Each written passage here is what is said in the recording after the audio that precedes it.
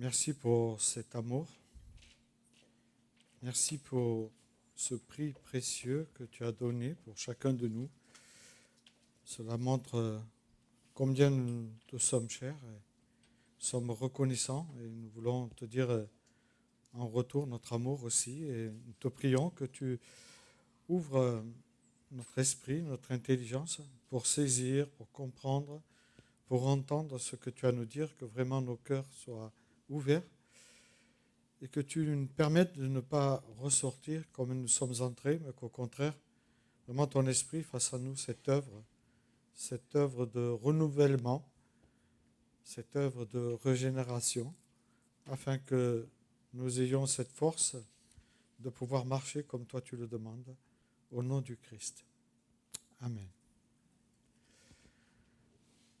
Voilà, c'est toujours un temps de joie et de paix que nous pouvons avoir à nous retrouver ensemble pour partager sa parole qui nous enseigne, qui nous rappelle combien Dieu est grand, combien Dieu nous aime aussi et combien on n'aurait jamais pu imaginer avec notre esprit cartésien qu'un Dieu aussi grand puisse venir marcher parmi nous, mourir parmi nous et ressusciter.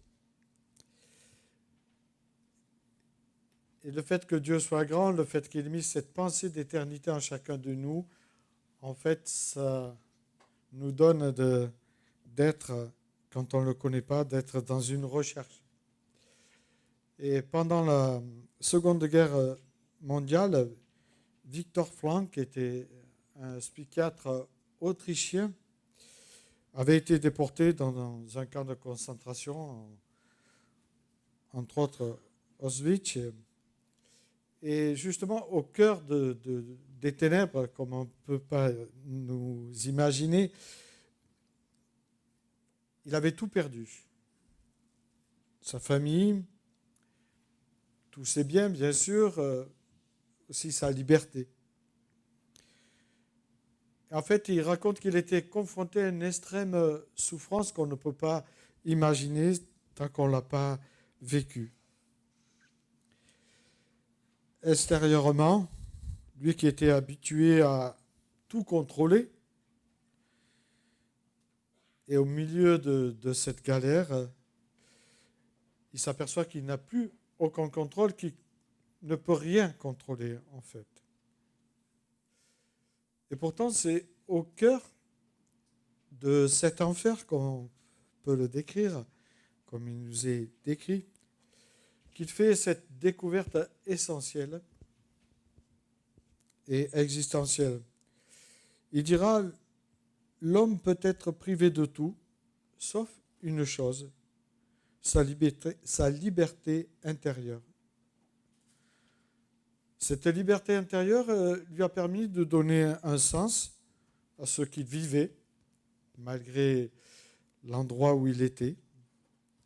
Et Franck observait que ceux qui survivaient n'étaient pas forcément les plus grands, les plus costauds, les plus forts, pas du tout. Ceux qui avaient un physique, on pourrait dire, d'Apoléon. Mais souvent, ceux qui se trouvaient une raison de vivre dans cet enfer. Trouver une raison de vivre. Alors certains pensaient qu'un jour ils sortiraient peut-être s'ils arrivaient à survivre et qu'ils reverraient leur être cher. D'autres trouvaient une tâche à accomplir, bénigne pour nous, mais pour eux importante. Et simplement, ils voulaient donner un sens certain à leur souffrance.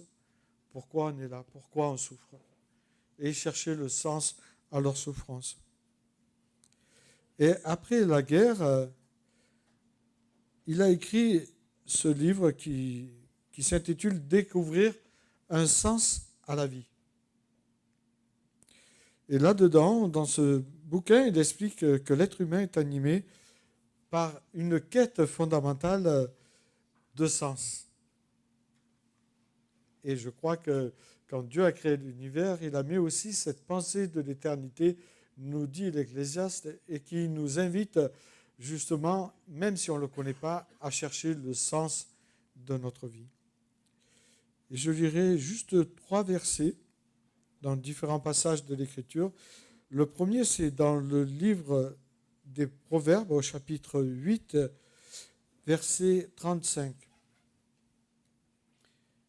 Celui qui me trouve a découvert la vie et il obtient la faveur de l'Éternel. Un autre passage que je lirai dans l'évangile de Jean, au chapitre 4, ce fameux passage de Jésus avec cette femme samaritaine.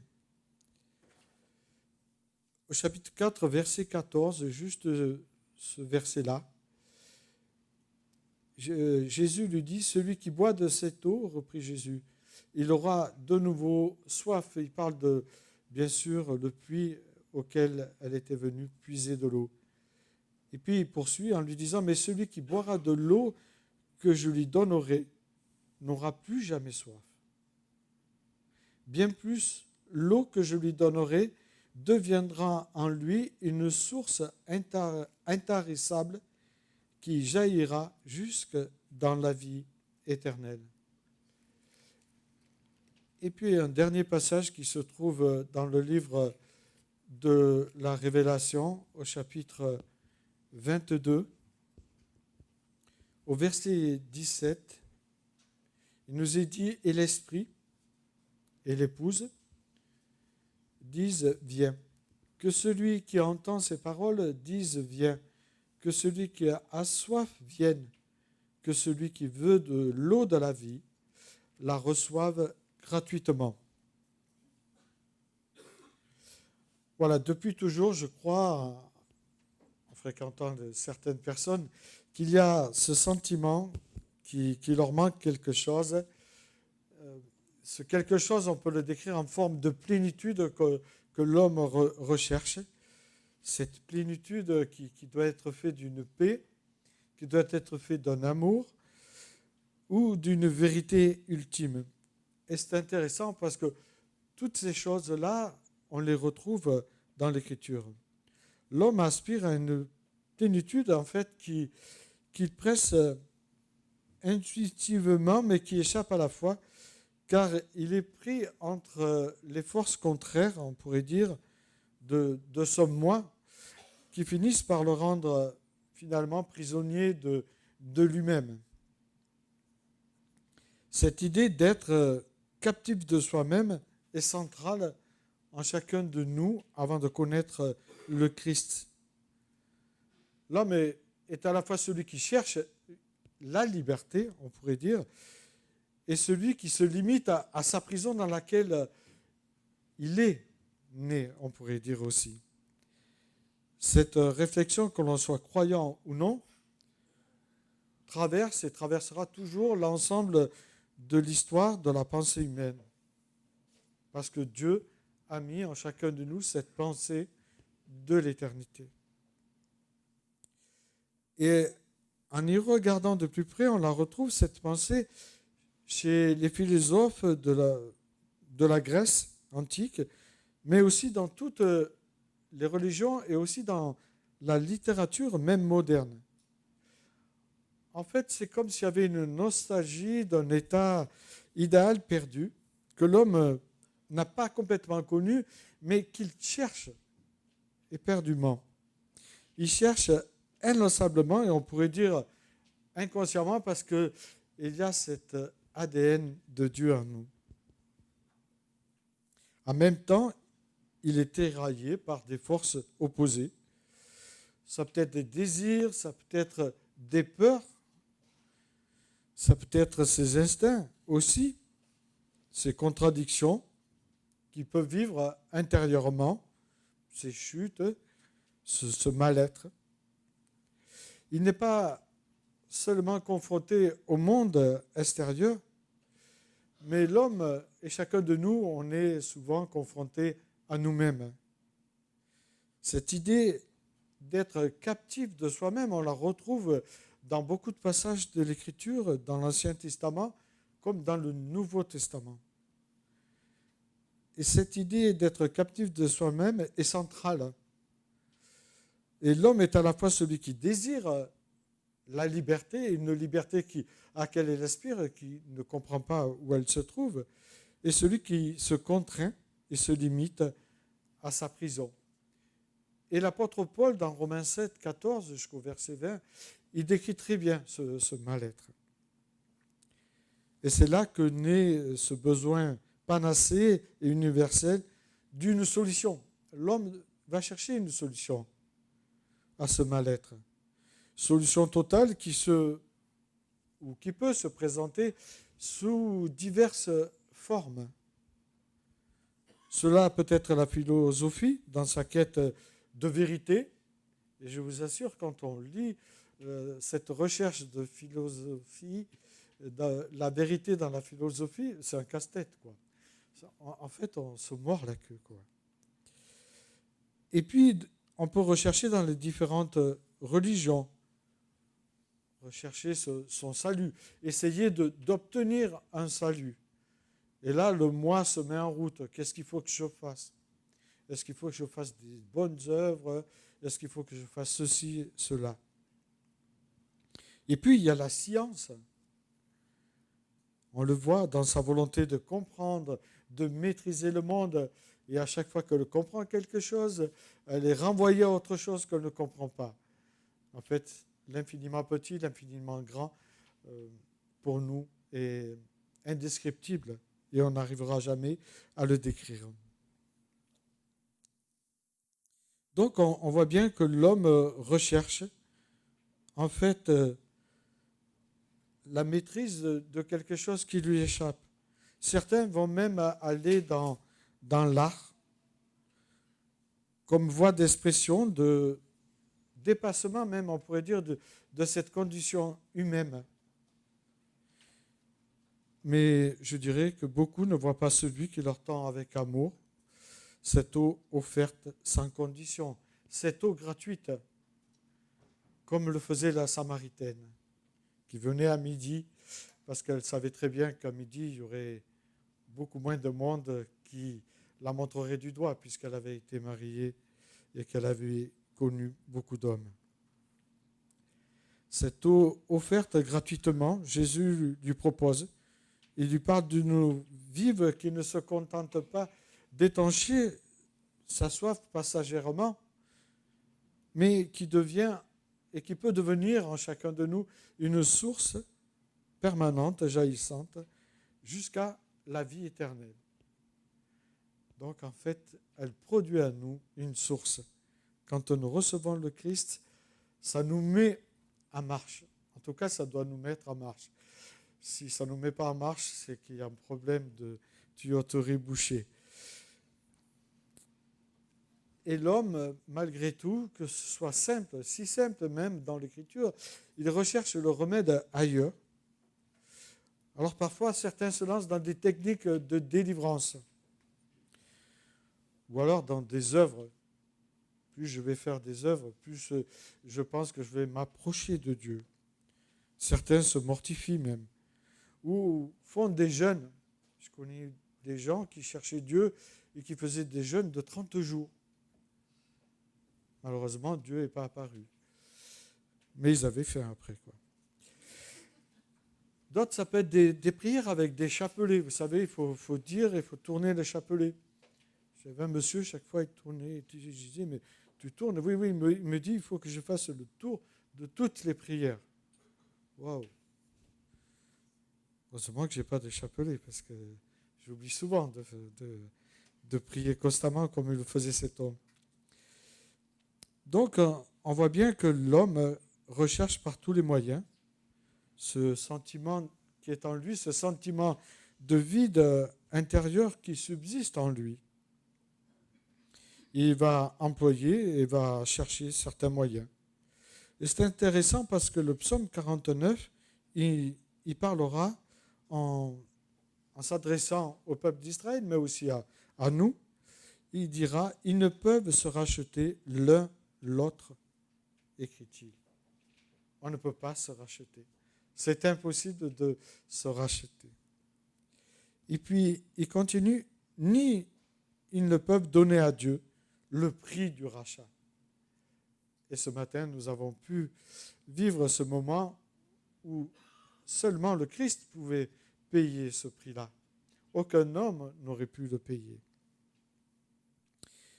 Et le prophète Jérémie, lui, réclame et clame à cela la futilité de toute auto-expiation dans son écriture. Au chapitre 2, verset 22, il dit « Quand tu te laverais avec du nitre, quand tu emploierais beaucoup de potasse, ton iniquité resterait marquée devant moi, dit le Seigneur l'Éternel. » Donc il nous montre cette impasse dans laquelle nous nous trouvons si nous voulons par nous-mêmes ou par nos propres moyens ou par certaines techniques essayer de nous laver de nos péchés. Alors certains cherchent à remédier à leur carence en s'adonnant au nirvana, ou à des religions orientales, ou à des extases mystiques qui semblent ouvrir pour un temps l'âme, et on pourrait penser à l'infini, mais passé le moment d'exaltation, il y a cette soif de plénitude, de paix qui demeure en eux, qui réapparaît en eux, ce vide est là.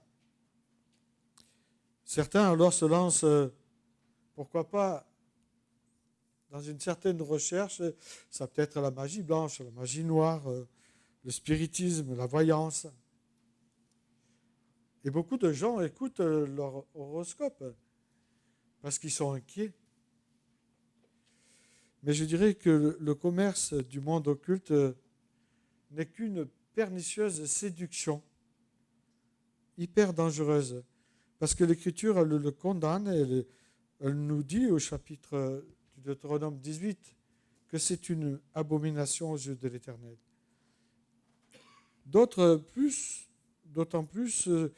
que ces pratiques, je dirais, elles conduisent pas à une délivrance, mais elles aboutissent toujours à un emprisonnement de notre propre personnalité. Elles nous emprisonnent. On est prisonnier de ces choses-là. Alors d'autres vont se dérober dans leur secrète aspiration, s'anesthésient dans certains paradis artificiels. Paradis artificiels, ils sont nombreux. Et vous savez, on a fait un sondage sur les jeunes et les paradis artificiels, entre autres la drogue. Et on sait que beaucoup de jeunes aujourd'hui fument en pensant qu'il n'y a aucun risque. Ou l'alcool. Donc on va chercher du plaisir, dans les vices, ou même dans un activisme qui peut prendre tout notre temps, être des bourreaux de boulot. Et là, le retour à la réalité, quand il envahit la personne, il y a l'amertume et le désespoir. Et ça rejoint le passage d'Osée, chapitre 7, verset 13, quand il dit « Malheur à eux, dit l'Éternel, parce qu'ils me fuient. » Dans toutes ces recherches, en fait, l'homme fuit Dieu, sans s'en rendre compte. Alors qu'il est persuadé de chercher Dieu, en fait, il le fuit. Il s'en éloigne. Tous ces précédents remèdes évoqués ne sont en réalité que des illusions trompeuses ou des moyens de fuite qui n'ont aucune portée éternelle. En fait, ils donnent cette apparence d'apaisement, cette apparence d'apaiser le malaise intérieur. Mais je dirais qu'ils ne font que masquer temporairement. Et le vide revient, ce mal-être revient. En fait, ce sont des faux messianismes qu'on appelle, des solutions superficielles qui promettent beaucoup sans jamais s'accomplir. Toutes ces promesses sont incapables de répondre à la profondeur de notre existence.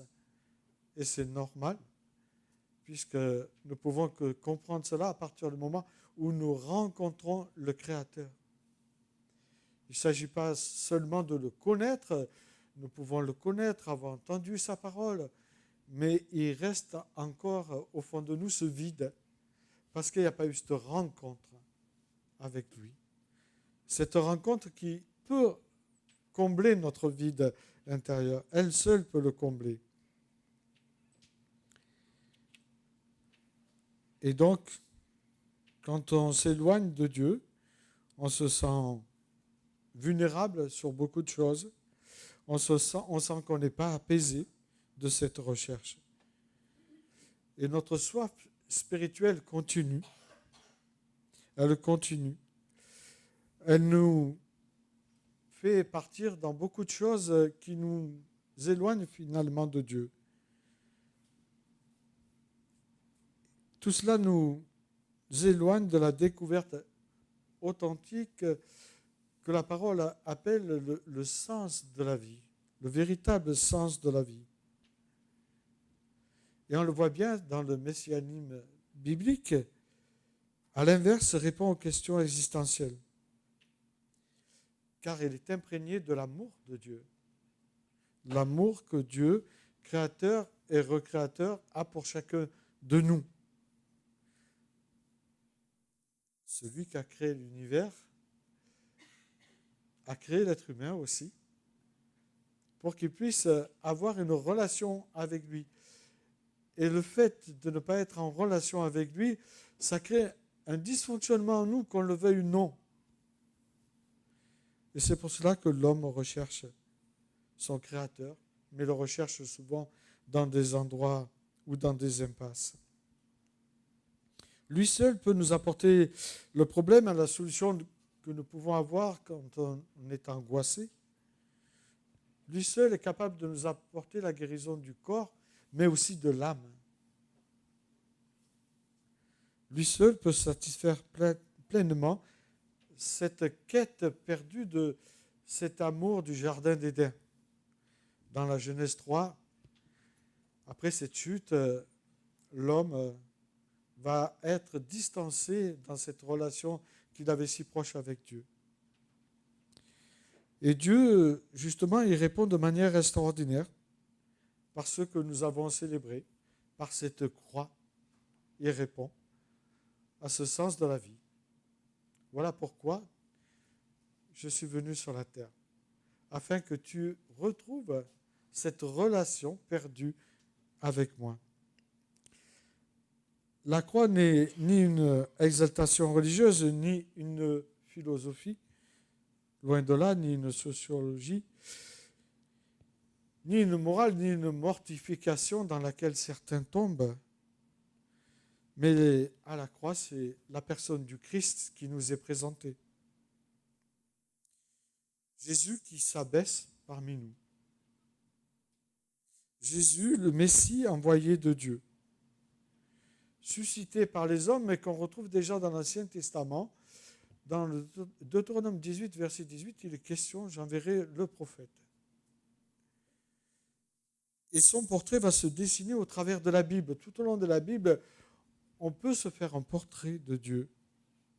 Et justement, quand on arrive dans le Nouveau Testament, on a cette réponse dans la première, dans Colossiens chapitre 1er, au verset 15 et 16, il est dit « Christ est l'image de Dieu invisible, le premier-né de la création, car en lui ont été créées toutes choses, et les choses qui sont dans les cieux, les choses qui sont sur la terre, les visibles, les invisibles, les trônes, dignité, domination, autorité, tout a été créé par lui et pour lui. » Et donc, en fait, l'apôtre Paul, il nous invite, si nous voulons connaître qui est Dieu, à lire les évangiles et nous apprendrons à connaître la personnalité de notre Dieu, si je peux me permettre de dire qu'il a une personnalité. Et je trouve intéressant que Viktor Frankl, lui aussi, aspirait dans sa prison à une réconciliation, à cette plénitude d'amour et de paix. Car il se savait doublement captif dans sa prison, bien sûr, mais captif dans son esprit. Et dans son désespoir, il a pris conscience que justement, la solution ne pouvait pas venir de quelque chose de l'extérieur pour recevoir cette plénitude d'amour, mais qu'elle ne pouvait naître que d'une transformation intérieure de la part de Dieu. Cette transformation qui se fait par la venue du Saint-Esprit en nous.